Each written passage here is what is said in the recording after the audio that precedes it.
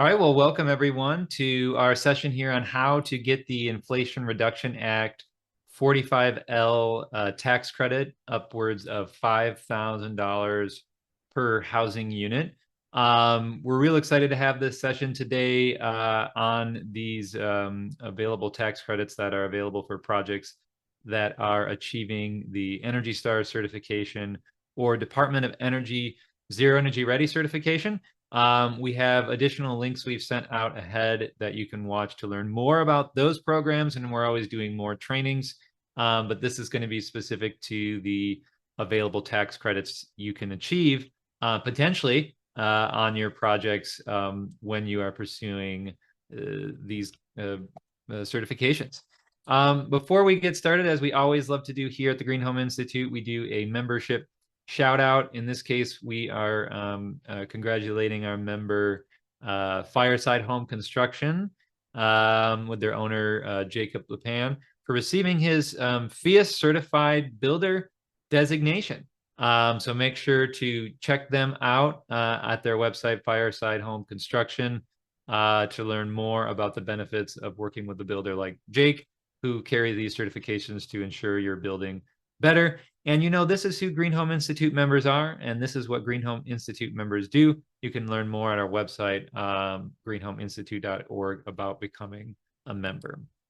And then also thanks to one of our gold level sponsors, Build Equinox. They feature the Serve 2 for housing and Serve 1000 for schools.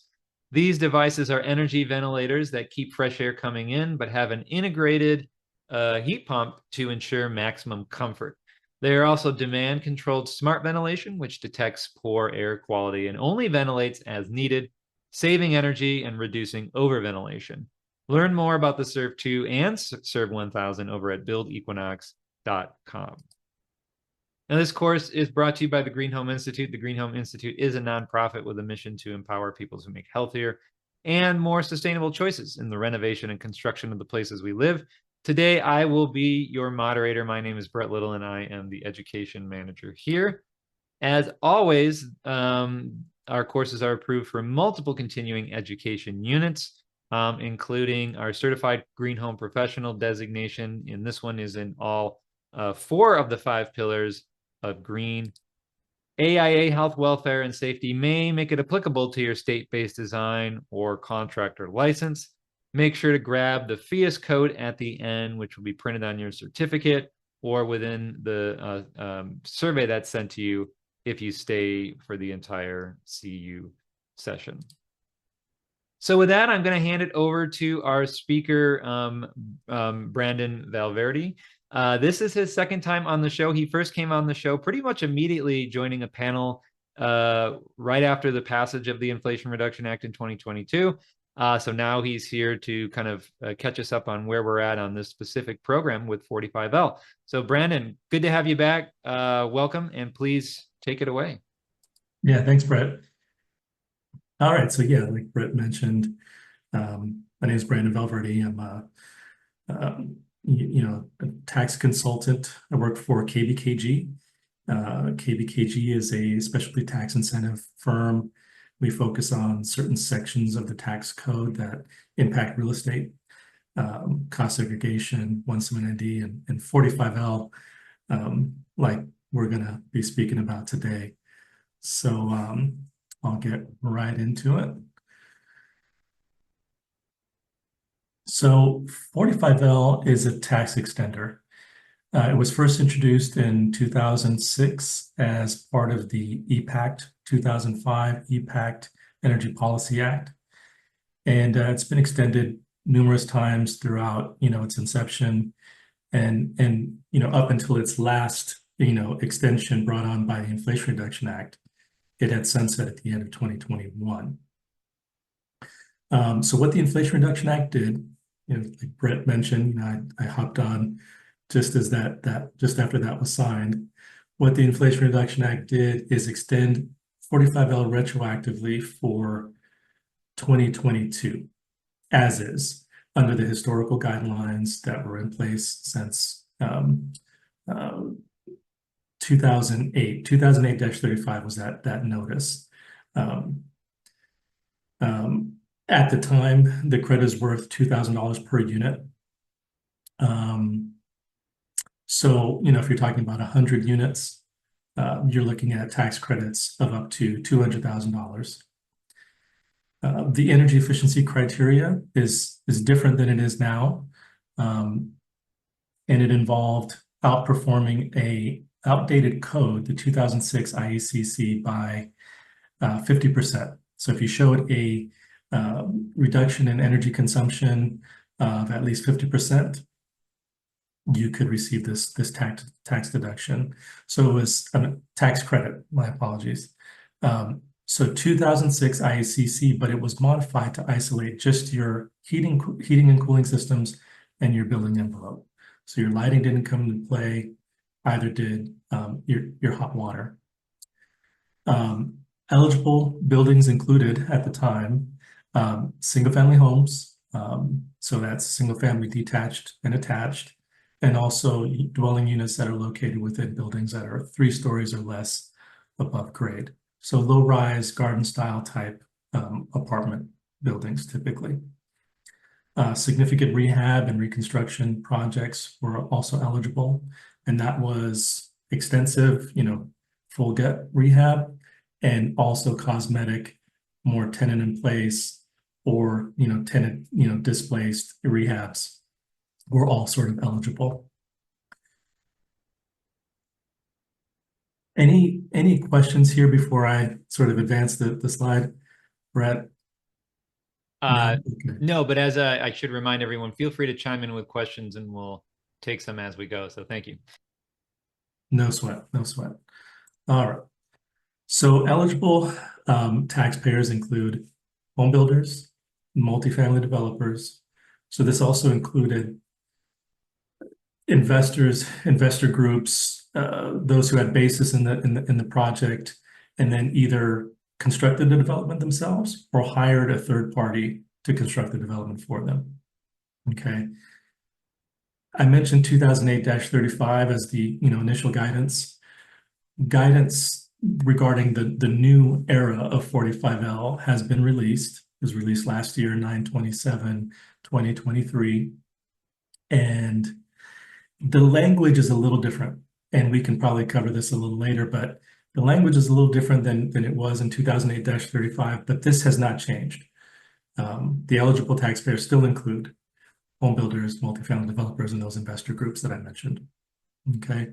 And what was required is energy simulation modeling. It was a post-construction analysis that involved, field inspections, and then a third-party certification by a qualified professional.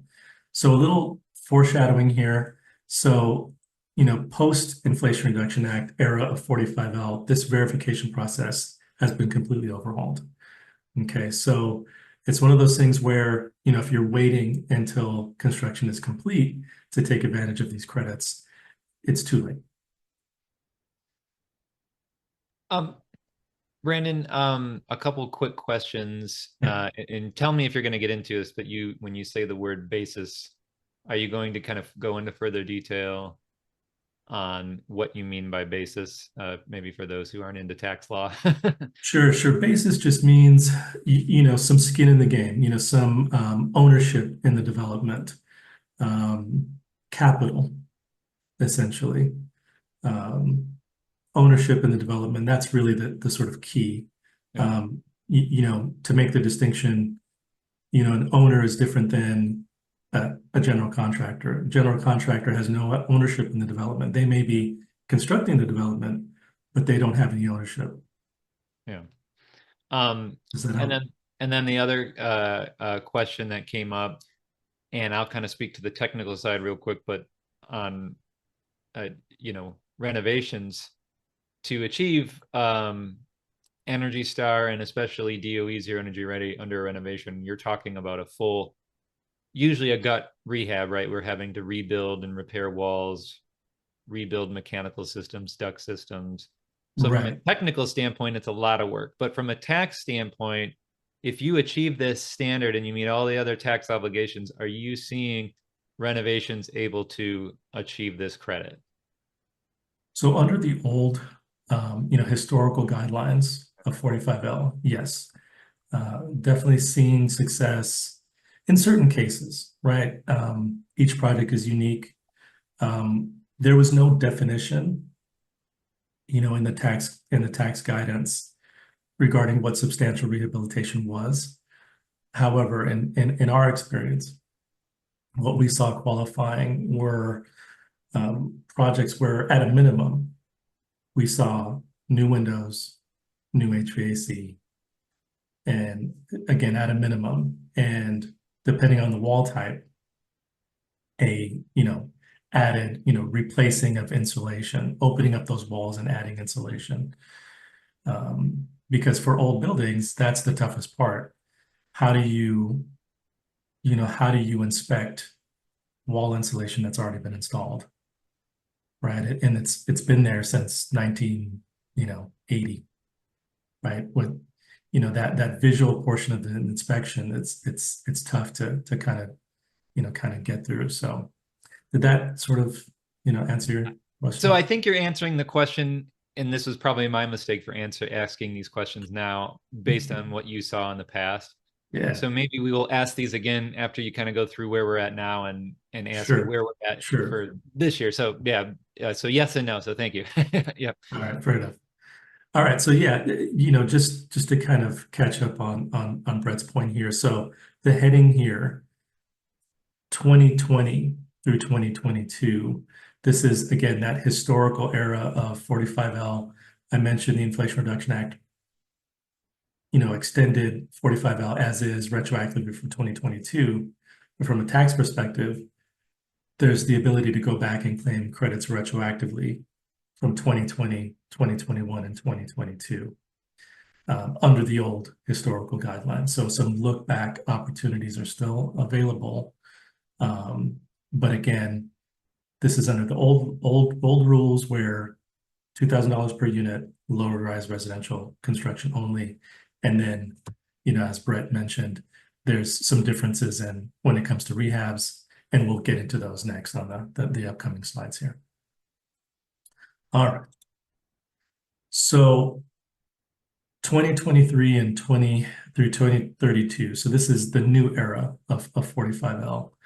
Like I mentioned, the Inflation Reduction Act, what it did is extend it retroactively from 2022, but what it also did is extend it into the future through to the end of 2032. So that's the longest extension we've seen for 45L ever since its inception. So this gives developers the opportunity to plan.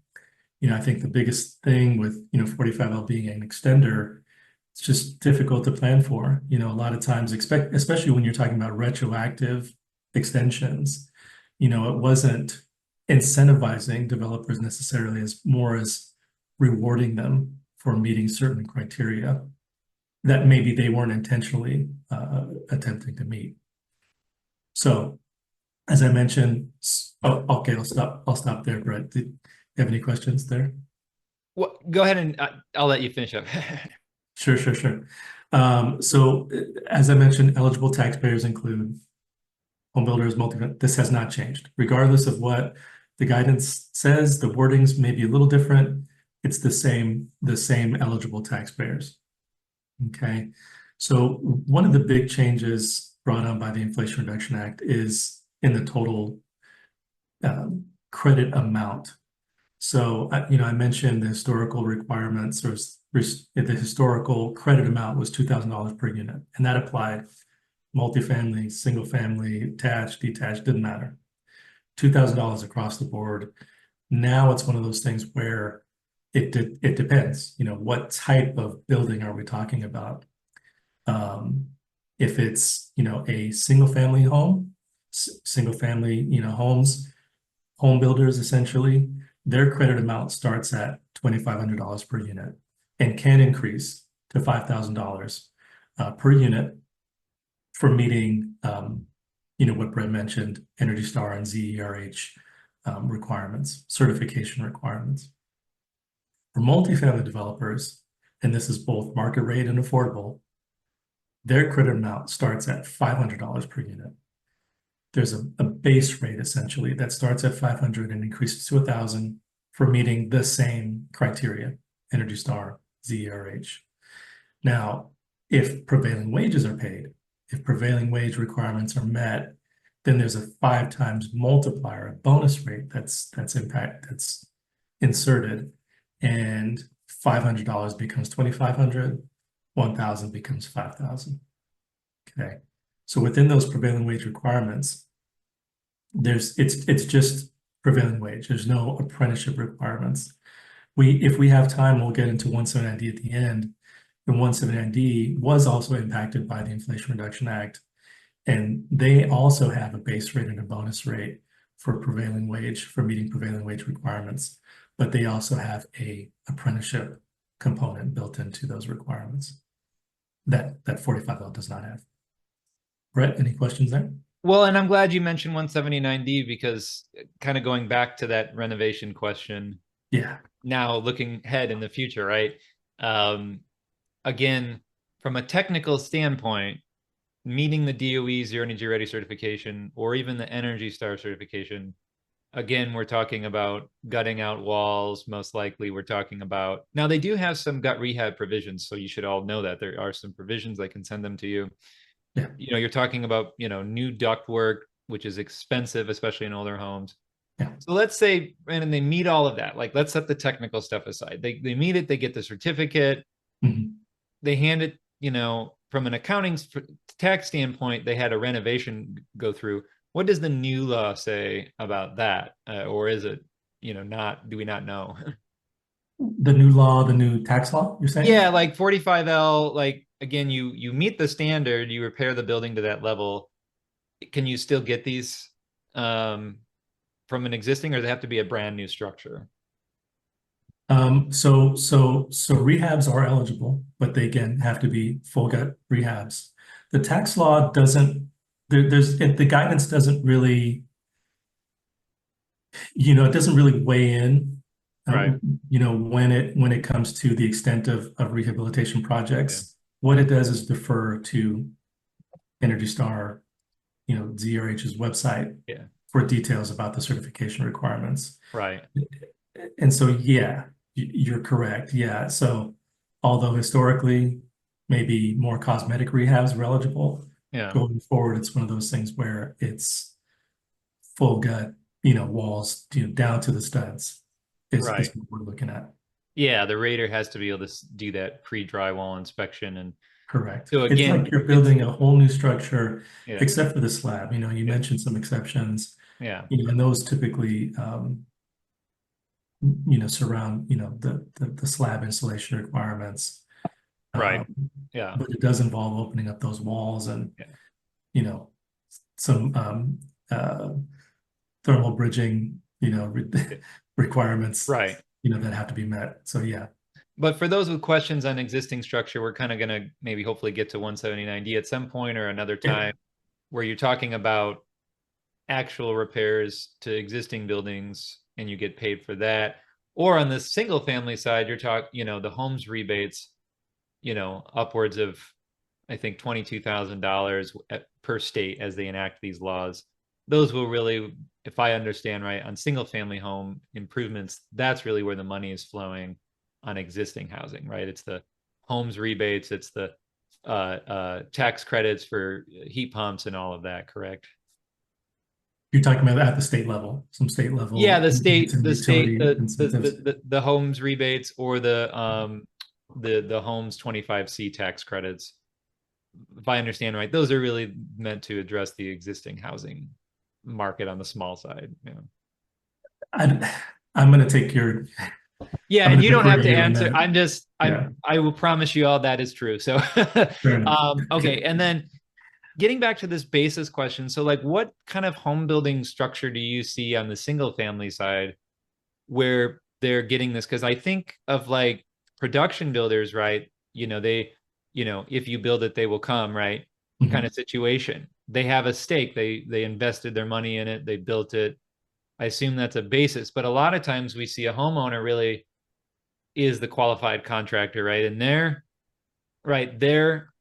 hiring somebody But they, that person has no basis, they're building it. So I guess, in those cases, is it really these production home builders that are typically benefiting from this, or what are you seeing? Yeah, great question, Brett. So, this second heading here, the second bullet point, eligible taxpayers, right? I mentioned home builders, multifamily developers, investor groups, that kind of thing, right? Well, there's another component to this that I didn't mention. So those are the eligible taxpayers, but they become eligible, right? They may meet the criteria, but they become eligible once those units change hands. So there's a changing of hands that's required as sort of a two-part eligibility Yeah. test. So in the case of a home builder or multifamily developer, right, they sell the home or they lease the home for use as a residence. And Right. once they do, on that date, that's when they become eligible for the tax credit in that tax year, the tax year that unit changed hands. If you have a multifamily development that straddles two tax years, then you're taking tax credits in both years, right? Broken down on a unit by unit basis, depending on when those units changed hands. Yeah. So in the case of, say, a homeowner, like you mentioned, that's really, that's tough to do, right? Because, if you're a homeowner and you're owning the home and you're hiring contractors to build the home, you wouldn't necessarily be eligible because it's not like you're going to sell the home to someone else for use as a residence, right? Like maybe if you had an ADU, maybe, and you were building that to Yeah. lease to someone for Yeah. use as a residence, then maybe you'd be eligible in that case. But for your home yourself, if you're going to be living in it, it would be a little tougher to get there. But could it be like you build it and you decide to sell in 5 years, still within this time frame? Would then that sort of be hitting that intent? Has anyone kind of gamed that out or That's a thought good about that? question, and forgive me for not kind of scratching my head on that one before Yeah. this conversation, because we don't typically, there's some scale involved in the work that All we right. do. So, if it's, we don't typically do like a one-off, Mhm. project. So that's pretty interesting. Yeah. I would say the biggest hurdle there would be the statute of limitations for claiming the credits Oh, retroactively. But at the same time, as I'm sort of thinking out loud here, yeah. um, the unit it's the initial. Yeah, gosh, that's interesting, because if you're living in it for the first time as, a new homeowner, and then you move out 3 years, 2 years later, let's say, Yeah. and then you sell it to someone for use as a residence, Yeah. it is, just sort of thinking through it, Yeah.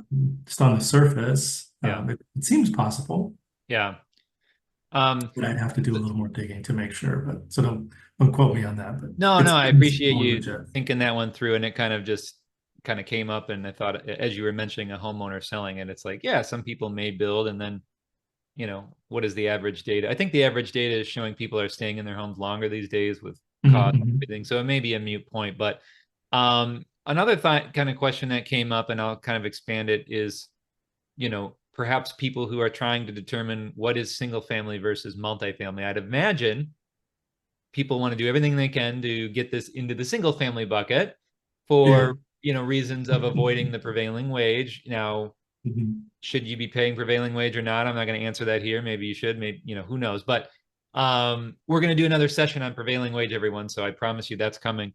But in the context of that question, where does the line get drawn on, what is single family? And you can maybe not kind of skirt under that prevailing wage requirement if you Sure. feel you need to do that. I'm not going to judge you. So Sure. Sure. Yeah, no, it's pretty easy distinction. And the guidance, the Energy Star guidance does kind of break it down. And it comes down to walls, common walls. Um, yeah. Single family detached home, that's clearly single family. But where there's a kind of, hey, is this multifamily or single family question is when you talk about townhomes. Townhomes, if you're just sharing a common wall with your neighbor, on the left side or right side of your house, your home, you are still considered single family attached. Yeah. It's not considered multifamily until you start sharing ceilings or Right. floors. Okay. Yeah. So I kind of joke, you could have this massive row housing, right? 40, 50 units long. We Yeah. call that a single family. But the Single second family you just attached. go one up, it could be two, right? Yeah. I had grandparents who lived in a up down, we call them, right? Yeah, Family above, family below. Now you're in the multifamily world, right? And it's a whole different exactly. financial, it's a whole Exactly. approach. It's yeah, and we deal that same thing with all the green building programs. So speaking of that sort of side by side, someone was saying you mentioned the ADU, but Mhm. what about if you build a home that's a duplex side by side, the owner who had it, you're not the builder, but you're the owner, you're commissioning the Yeah, construction, but then you rent the next unit out over, does yeah. that bring you into any ability to claim anything? That I feel like that you would fall in that criteria where Yeah. the unit is changing hands, you're selling it, you're leasing it to someone for use as a residence. Yeah. Just as long as that person isn't turning around and then using it as an Airbnb, right? As long as they're residing in it, then yeah, then you should meet that criteria. And for the first time that unit is leased or Yeah. sold.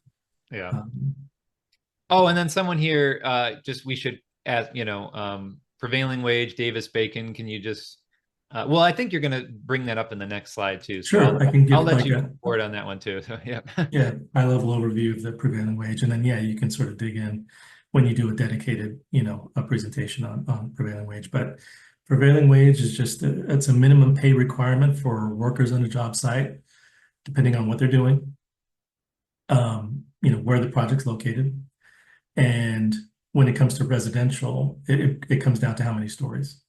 Okay. Um, it's one of those things where, for multifamily developers, right, what type of developments pay prevailing wage? That is union projects, right? Union projects pay prevailing wages.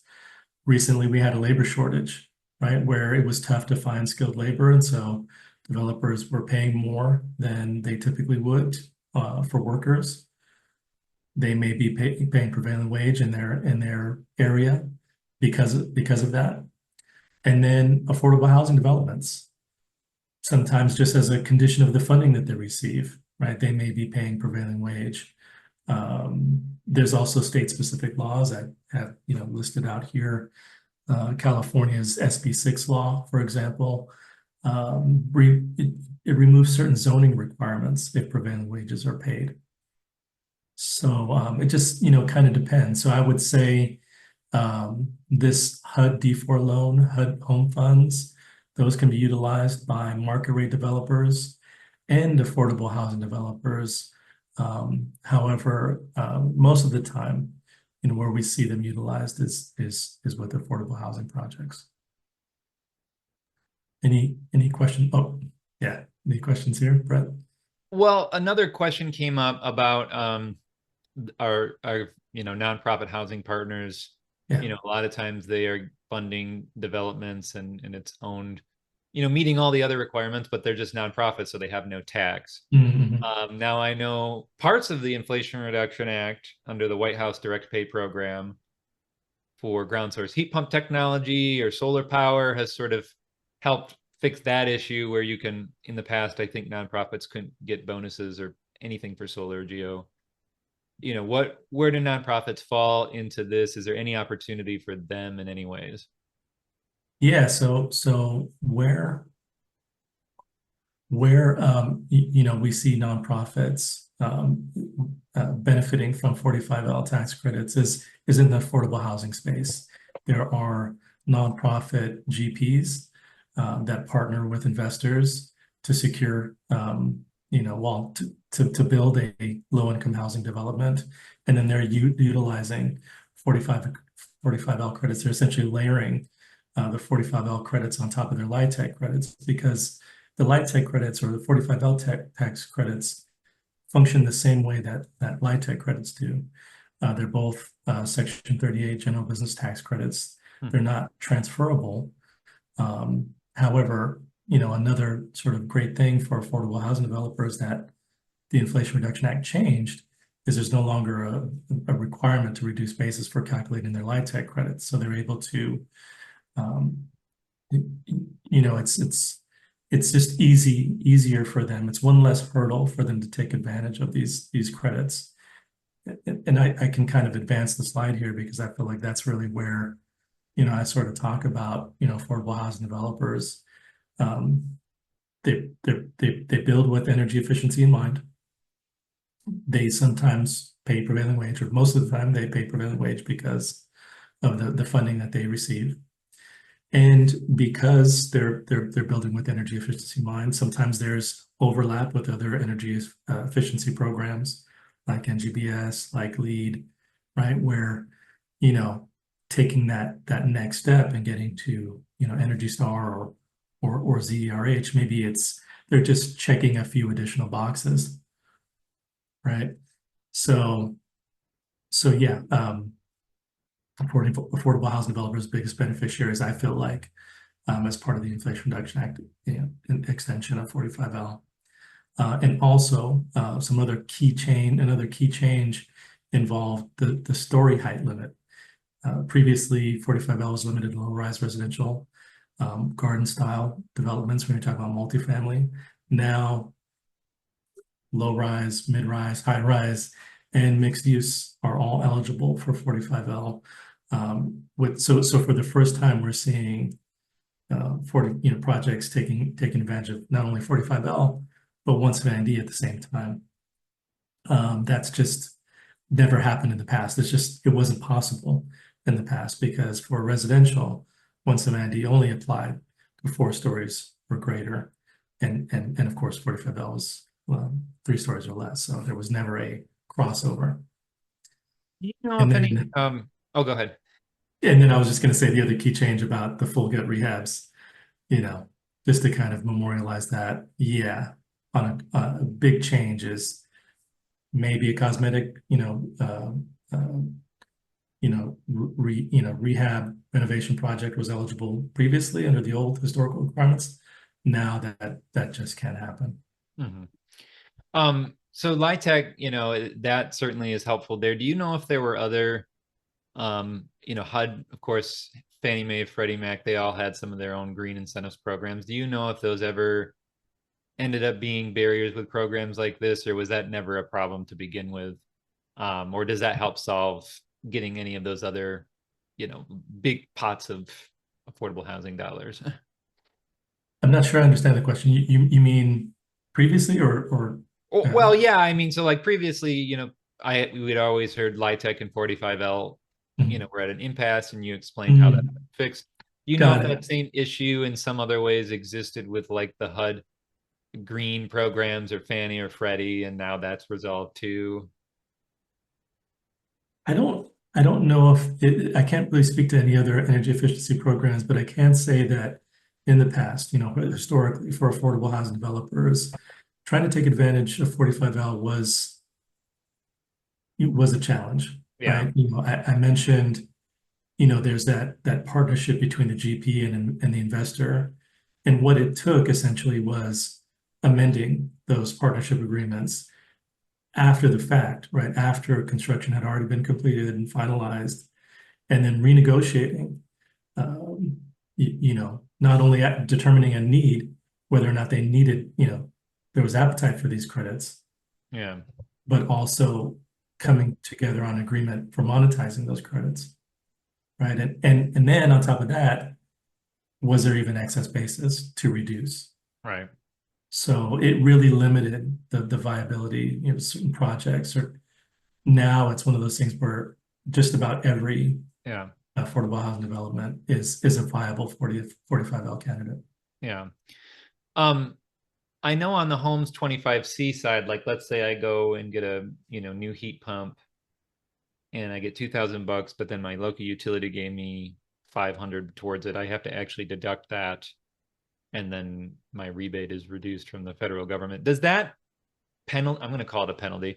It doesn't seem right to me, but anyway, I'm going to complain a little bit here. Does that penalty apply to this program? So let's say whether it's a small single family home or a multifamily building, and you were to get some other benefits that we would call maybe double dipping, like this consumer's energy rebate, this $10,000 someone can get here in Michigan for building a DOE's energy ready home. If they get that, does that harm this? Does that reduce this? Do those come together at all? So this is a federal tax credit. Right. I feel like what you're speaking to about, or you're referring to now, are more state level incentives. And so, yeah, there wouldn't be an impact on the 45L credit. Okay. And when people are using 45L and 179D together, they don't deduct each other down, do they? I mean, is that something that happens? So 45L and 170D work well together. Yeah. 45L does, reduce basis for market rate developments. Yeah. Which, most 170D projects are, more market rate when you're talking about residential. And although it does reduce basis, it reduces basis in the, 27.5 year, the larger, that bucket of the study. So even if you've done a cost seg study, or or you're doing 179D, it's not something where they're canceling each other out. They're actually working well together. Yeah. All right, thanks. Yeah. All right, so let's get into, I mentioned, ZRH and Energy Star. At the $2,500 level, let's say, just, assuming multifamily developments, we're paying prevailing wages, right? It's really a mixture of construction-related requirements and energy efficiency measures, okay? Those energy efficiency measures, they're identified via energy simulation modeling using IRS-approved software. And when I say, energy efficiency measures, I'm talking about, your SEER rating, your DHW, efficiency. I used, energy factor here, but, whatever, energy, whatever fuel type that water heater is using, that may be another lever that you're going to have to pull to get, your energy simulation model to work. There's prescriptive requirements, but 9 times out of 10, you're looking at,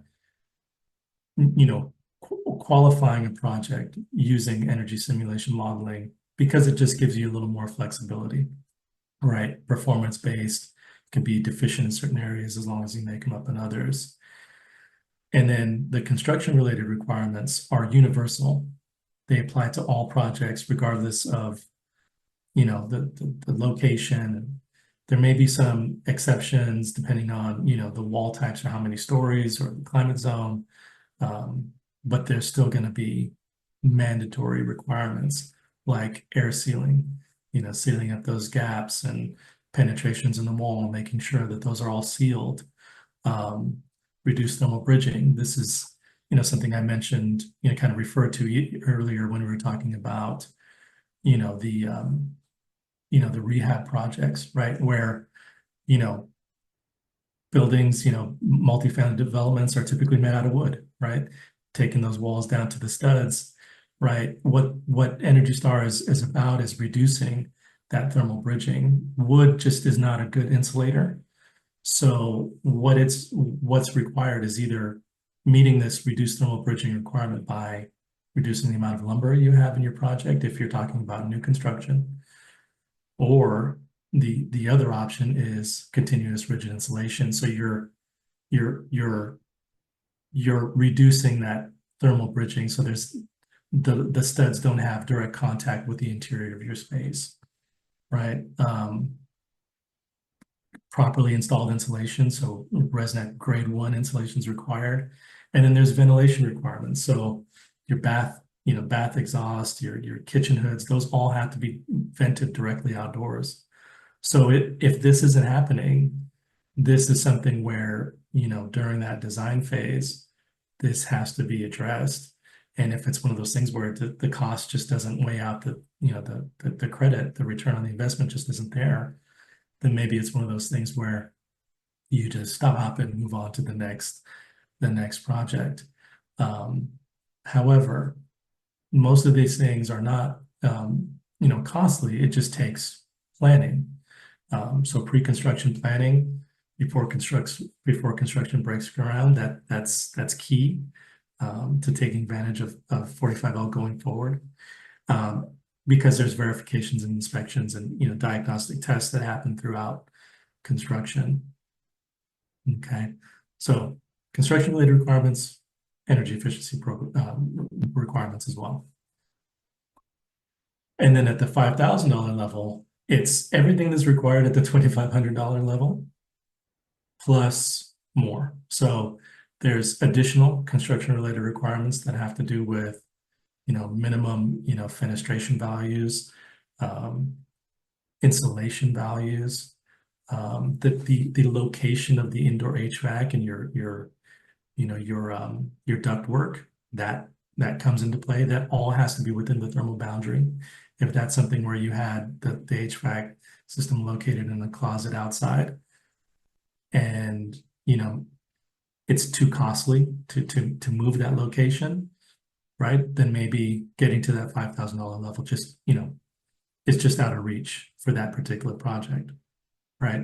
And then depending on the zone, the radon zone that you're in, radon mitigation may also be a requirement, which takes again some planning that has to happen at the slab level, right?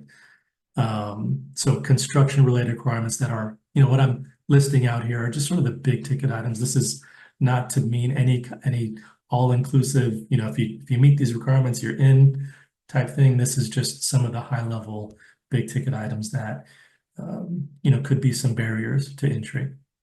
Okay. And I just wanted to point out, because there was a great question about what software is available to do this. And I believe there's only 3 or 4 different softwares that can yield the Zero Energy Ready and Energy Star certifications. Yeah. And there has to be a certified energy rater to do that. But some of those software companies, and we've had them here on the show in the past, and we're going to have some more on, do have open source tools where you can kind of go in, plug in your own, what you're working on and see if you're in compliance. But to be clear, that tool itself isn't one way to do it. It's only through the certified professionals, in my understanding, right, Brandon? You're not seeing do-it-yourself folks submitting Correct. things, right? Yeah. In California, for example, there is a sort of an open source where you can purchase software and you can meet California's Title 24 requirements using that software. Even as a homeowner, you can do that. But for Energy Star, for ZRH, a third-party certified third-party verifier is required. So someone who not only has access to the software, but is certified to be able to use it as well. Thanks. Yeah, and there is a list of approved software out there. You just have to do a little Googling to find that. But there is a list of that software out there. So I mentioned at the Energy Star level, construction related requirements, and also energy efficiency measures that are determined via energy simulation modeling. At the $5,000 level, there's also product related requirements. Product related requirements surrounding the appliances. Those have to be Energy Star. There's also product related requirements surrounding indoor air quality. So low VOC cabinetry, low VOC paint, floor coverings, that type of thing. And then the overarching thing, and why the program is called ZERH, or Zero Energy Ready, is because readiness is a big component of the ZERH program. So depending on which version of ZERH you're attempting to meet, you're either talking about solar readiness on its own. And again, that's not the solar panels, it's just it's a spot on your electrical panel. It's the conduit. It's a dedicated spot for the inverter, right? It's those kinds of things. And then if you're using a different version of ZRH, then there's more readiness that's required. So heat pump water heating, those, you have to be prepared, have the provisions in place to add that in the future. Same thing with heat pump space heating. If that's not already incorporated into the design, that's something that has to be planned for. And EV charging readiness. So again, it's not, there doesn't have to be an EV charger necessarily, just the provisions to make the renovation, the future renovation easier for the homeowner to accomplish. Okay, and then the same, again, verifications and diagnostic tests, and that pre-construction planning is not necessarily required, but it's necessary, especially at this level. I feel like at the $2,500 level, maybe you're a little closer to construction. Maybe you can get away with a little less planning, especially if you're already participating in some other energy efficiency program. But at the $5,000 level, because of these product-related requirements, there's just more planning involved at the $5,000 level than there is at the $2,500 level. And those inspections, the two programs, there's synergies, so the inspections are meant to happen at the same time. So they do work well together. It's just it's just, again, more planning is required at that $5,000 level. So what do I do? How do I take advantage of these credits, right? So, depending on, what your role is in the development, whether you're a rater, whether you're, a CPA, whether you're a developer, homeowner, right? Be proactive, right? Be proactive, reach out to your developer clients, understand what their pipeline is, be inquisitive, ask questions. Maybe, you'll be late for this particular development, but maybe you're in front of the next one, right? There's just a more proactive nature to these credits than there was in the past. And, in the past, we could sort of get away with, maybe waiting till the last minute, waiting till tax returns are due to take advantage of 45L retroactively. But now it's one of those things where if you don't plan for these credits and get in front of them and be proactive, if you're waiting until tax returns are due, credits will be missed. And I like kind of what you pointed out, like maybe you don't get it this one, but on the next one, and if you're not working with an energy rater, a HERS rater or an energy rating index individual, I almost tell people, like, that's the first place to start, right? Like, get those, maybe your home is built and it's kind of too late because you missed the pre-drywall stage, but you can at least have the rater come in and see where you're at. Maybe your HERS ratings are very low and they say, hey, on the next one, you just got to do this and we can get it for you. Exactly. Or you get to Energy Star and you get, 2,500. Hey, where were your deficiencies at to get to that sort of next level, right? And I just kind of look at it that way as a sort of stepping stone. And there's, like, here in Michigan, the utility companies will pay you for those lower HERS ratings, so you still get a little bit. And I think a lot of other states now, whether it's the utility or the state, they'll give you some cash for kind of getting close to this, right? So just to kind of add to what you're saying, like, hey, you didn't get it this time, but here are some things you might be able to get. And I always tell people, see where you fell short, because otherwise you're just guessing. You have no idea unless you hire that energy rater. So exactly. So yeah, here's sort of just a summary of kind of what we went over, what we covered. Just the differences between the historical version of 45L versus what's required on a go forward basis. This heading I just noticed at the top is wrong. That should say on the third column on the right, that should say 2023 to 2032. So I apologize for that mistake. And then the other heading It says 2019 through 2022. That should actually say 2020 through 2022. We're in July right now. So that window, that 3-year window to statute of limitations for claiming credits retroactively, it's actually closing for the 2020 tax year. So in a few months, that's actually going to say 2021 to 2022. So depending on when you're watching this video, these dates are going to be wrong regardless, but hopefully, my explanation will make sense. So yeah, historical guidelines, 50% savings over 2006 IECC modified to isolate your building envelope in your HVAC. 3 stories or less, above grade, low rise, garden style. That was all that was eligible.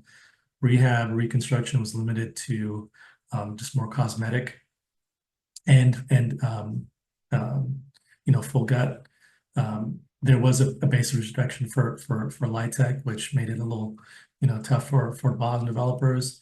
And the certification process was something you could take advantage of post-construction as long as you had access to the property. And again, that credit was limited to $2,000 per unit. Go forward basis, right? Starting in 2023, going to the end of 2032, longest extension of 45L we've seen, right? More opportunity to plan. There's energy efficiency requirements that are energy efficient program requirement. There's energy efficiency program requirements built in. And then the credit amount sort of varies, right? It sort of depends on, am I a single family developer? Am I a home builder? Am I a multifamily developer, right? Am I paying prevailing wages, right? It just kind of depends. Again, big change, the story height limit. Now you're seeing 179D and 45L playing together for the first time. Affordable housing developers, biggest beneficiaries of the changes to the Inflation Reduction Act for a lot of reasons. The full gut rehab limitation, that's a big one, right?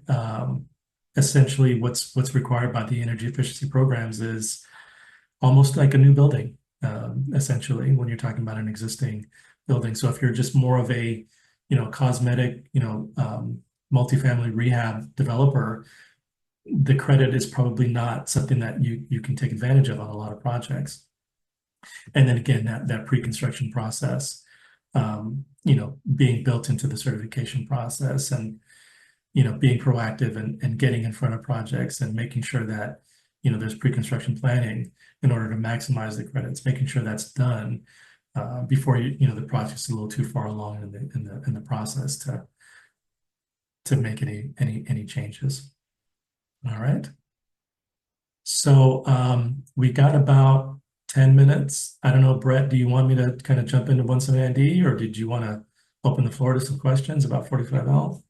Yeah, there's one quick question. Let's do some 179D, and then there's another overarching question about both that I'll have for you at the very least. So the quick one was just a clarification on the term you were using as to the statute of limitations. You talked about the older one, so let's talk about this newer one. Someone here is claiming they believe it's 5 years. What is that statute of limitations to go back and claim this credit right now? Do you know? And again, I'm not talking about the old one. I'm talking like, let's say it's 2028 and you're like, oh, wait, I built this home in 2025. I forgot to get it. What do I do? So I mentioned, the unit changing hands, right? So you're talking about the initial, move-in dates. That's what you have to establish. That's what the establishes the tax year that the credit is claimed in. And then the clock starts from the time that tax return, that impacted tax return was filed. So if we're talking about, some 2020 credits, right?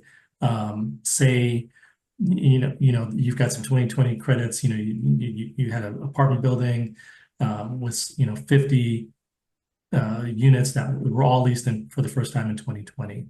And that tax return was filed on 8/31/2021, let's say. So the clock starts 8/31/2021. So you've got 8/31/2022, 8/31/2023, and 8/31/2024 to claim those credits, or else they're lost. So it's a 3-year statute of limitations. It's not 5 years, it's 3 years. and the clock starts from the time that return is filed. So if that return, let's say, was filed timely, 3/15/2021, there's no way to go back and claim those credits retroactively. But if they were claimed and, filed on 8/31, there's still some time, but you got to move. Great. Well, give us a quick update before we wrap up just on 179D. So Sure.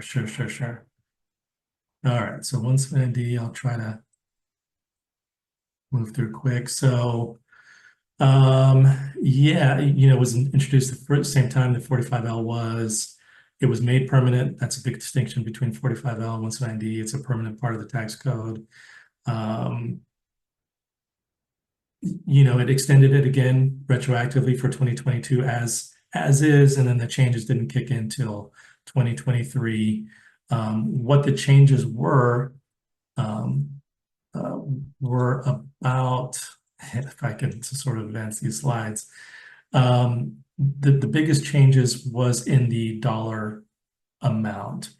Let me advance the slide one more, and then I'll go back. So there, I mentioned a base rate before. So there's a base rate, 50 cents to $1, for meeting the energy efficiency requirements. It's a reduction in energy and power costs. So it's a little different than 45L, the mark. So it just means your utility rates come into play. And it's cost savings over 90.1, ash rate 90.1, and it's somewhere between reduction in 25% and 50%. 25% gets you 50 cents, 50 cents gets you $1, right? And then there's a sliding scale in between. Okay. Then if prevailing wages are paid, again, prevailing wages, there's an apprenticeship component built into it, different from 45L. That gets you to that bonus rate level of 5 times. So 50 cents becomes 250, $1 becomes 5. But there is a safe harbor that 45L doesn't have, which is tied to the construction start date. As long as the construction started prior to 1/29/2023, you're automatically eligible for that accelerated bonus rate, regardless of whether you pay prevailing wages or not. Okay, so yeah, based on that new range, 200,000 square foot building now eligible for up to $1 million in 179D deduction. So the one thing to kind of point out here is that 45L is a function of the units. $2,000 or $2,500 per unit. 179D is a function of the square footage. The more square footage you have, the bigger that deduction is going to be. Okay, so then let me go back now that I kind of mentioned the energy efficiency requirements or the dollar amounts. There is a new retrofit path for residential buildings of low-rise residential. That's another big component. So we haven't seen that in the past. So if before 3 stories or less, you couldn't claim 179D. Now you can, but it's just a different path. You're showing a reduction in site EUI, right, before and after the renovation. So it's just for retrofits. It's not new construction. And then here's a quick kind of summary that I'll kind of end with and kind of just summarize the changes. And these dates are correct, just by the way. So as a commercial building homeowner, as a commercial building owner, you can go back as far as 2006 and claim these credits or these incentives, this incentive retroactively, unlike 45L, which has that 3-year window that we just discussed. Okay. And this is, I know you have to get going, a big question, yeah. So maybe a yes or no, but I think people are planning their project right now. They're looking at this, it's in theory, right? It's 10 years we have or so, right? Or not less than 10 years now, but maybe they're looking at it and going, hey, will this exist in 2025? And I mean, I assume something like 45L and 179D couldn't not exist without an full act of Congress, correct? I mean, there's not a way that this, in your knowledge, could not exist, right? I mean, do you have any thought of that? Well, it would still exist. However, it could change, right? The requirements could change. just like, 179D, in 2020, Yeah. it was made permanent. What 45L needs is a vehicle to make changes. So, if there is some sort of bill that, these tax extenders can attach themselves to, there could be some modifications in the requirements. Excuse me. Oh, so like they used to attach these to the end of the year bills and extend it. They could attach it to that and then And then limit it maybe to that. modify it, Yeah, or expand it, modify it or change it. expand it Yeah. would be great. I'm just thinking the more on the maybe we're looking at it going I've away. never seen that. It's never been a situation where it's been taken away. It'll sunset and then Yeah, potentially not get renewed. sure. But Not likely I it's wouldn't, gonna there's no indication that in 2025 I think you're thinking could be maybe rolled back or a different administration comes through and some changes sure. Yeah, I mean, just happen let's or imagine, IRA gets rolled back. These seem to be fairly permanent, but I just wanted to get your sense of, got it. I haven't seen that. We haven't seen that in the past.